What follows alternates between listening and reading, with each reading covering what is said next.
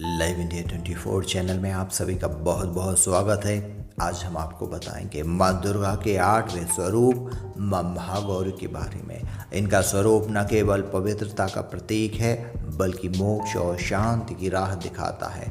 पुराणों में वर्णन मिलता है कि माँ महागौरी का वर्ण शंख, चंद्रमा और हिम के समान उज्ज्वल है।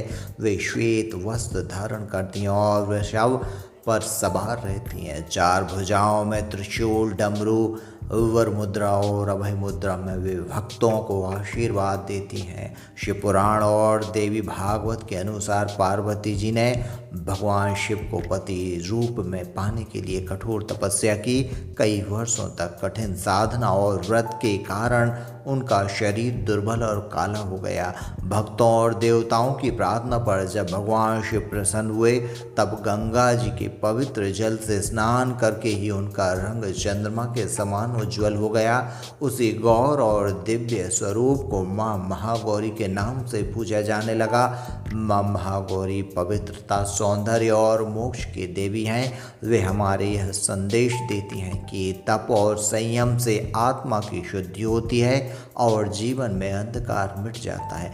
भक्तों का कहना है कि माँ महागौरी दुख, दरिद्रता और पाप का नाश करती हैं और भक्ति से वैवाहिक जीवन में सुख शांति प्रदान करती हैं। नवरात्रि के 8वें दिन दुर्गा अष्टमी को माँ महागौरी की विशेष पूजन होती है। सुबह स्नान कर स्वच्छ वस्त्र धारण करें।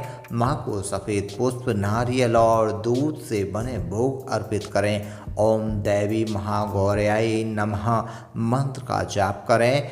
अष्टमी के दिन कन्या पूजन और कन्या भोज का विशेष महत्व है। माना जाता है कि इसमें माँ अत्यंत प्रसन्न होती हैं और भक्त को अपने आशीर्वाद से जीवन भर सुख समृद्धि प्रदान करती हैं। माँ महागौरी की पूजन से पापों का नाश हो जाता है, वैवाहिक जीवन में सुख मिलता है और जीवन की सभी बाधाएं दूर होती हैं। जो लोग विवाह या संतान की समस्या से पीड़ित हैं उनके लिए माँ महागौरी की आराधना विशेष फलदायी है। और सबसे बड़ी बात, वरदान, माँ अपने भक्तों को मोक्ष की प्राप्ति का आशीर्वाद देती हैं। माँ महागौरी का स्वरूप केवल बाहरी सौंदर्य का ही नहीं बल्कि आत्मा की शुद्धि और दिव्यता का प्रतीक है।